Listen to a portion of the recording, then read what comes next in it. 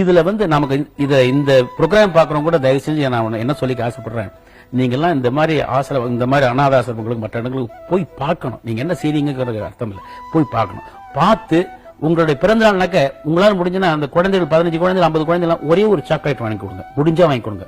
இல்லைன்னா போய் பார்த்து கொஞ்சம் சந்தோஷம், ஒரு சாக்லேட் கொஞ்சம் சௌரியமா இருக்கிறவங்க ஒரு ஸ்வீட் காரம் காஃபி வாங்கி கொடுங்க. இல்ல ரொம்ப சௌரியமா இருக்க ஒரு வேளை சாப்பாடு போடுங்க. அப்புறம் அடிக்கடி அங்க போயிட்டு யாரும் பார்க்க வரமாட்டாங்க, அந்த குழந்தைகளையோ அந்த நோயுற்றவர்களையோ கைகால் விளங்காதவங்களையோ இவங்களாம் பார்க்கறதுக்கு ஆளுங்களாம் வரமாட்டாங்க. நம்மளாம் எப்போது வேலைக்கு போனோம்னா கொஞ்சம் ஒரு 1/2 மணி நேரம் 10 நிமிஷம் பேசிட்டு இருந்தோம்னா they will feel happy. In fact நான் பல இடத்துல போயிருக்கேன், மனநிலை சரியில்லாத குழந்தைகள் அவங்க வந்து நான் வந்தவனை ரெக்கக்னைஸ் பண்ணி கைதட்டி சிரிப்பாங்க. அவங்களுக்கு அதான் முடியும், அதாவது பழக்கப்பட்ட ஃபேஸ்ங்கிற அளவுக்கு. அவன் டிவியில படம் பார்க்கிற போது அவங்க ஒரே குஷியா இருக்கும்.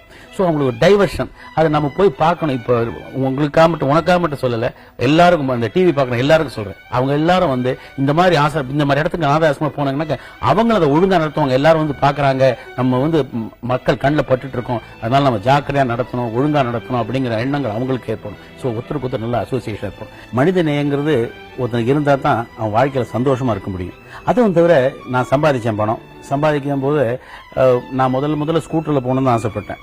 ஸ்கூட்டர்ல போகணும்னு ஆசைப்பட்ட போது கார் வாங்குறதுக்கு ரொம்ப யோசனை பண்ணேன். கார் வாங்குற போது ஏவிஎம் படத்துல இங்கிறது போது தான் காரை வாங்கினேன். முதல் கார் அது பஞ்சு சார் என்ன சொன்னா, நான் ஸ்கூட்டர்ல வந்துட்டு இருந்தேன். ஸ்கூட்டர்ல வந்து கார் வாங்கிக்கப்பா அப்படின்னாரு. எது முடியாது சார், நான் கார் வச்சுக்கிற அளவுக்கு வருவேன்னு தெரியாது.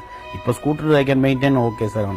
ஹே நீ செத்தா பரவாயில்லப்பா, உன்னை வச்சு நான் 10 ப்ரொடியூசர் செத்துப்போம், அதுக்கு அவனுக்காக நான் சொல்றேன். அதாவது நான் படங்கள் நடிச்சிட்டு இருக்கேன், புதுசுக்குன்னு ஏதாவது ஆயிடுச்சுன்னு சொன்னாங்க அந்த ப்ரொடியூசர்ஸ் அவசரப்படுவாங்க. அவங்க பல லட்சங்கள் அதில் முடைக்கிறாங்க இல்லையா. அதுக்கு அப்போ அவர் பஞ்சு சார் போது ஃபோர்ஸா தான் சொல்லுவார். அவர் சொல்ற வார்த்தைகள் நல்லதுக்கு தான் சொல்லுவார். அந்த மாதிரி ஒரு நினைக்கவே இல்லை இதெல்லாம் வரும், நான் அப்படிலாம் இருப்பேன், நம்ம 2-3 கார் வச்சிருக்கோம், நல்லபடியா வீடு கிட்ட வச்சிருக்கோம். பட் நமக்கு வரத கொஞ்சம் அள்ளி எடுக்கிறது, கொஞ்சம் கிள்ளி கொடுத்தா என்ன தப்பு கிடையாது.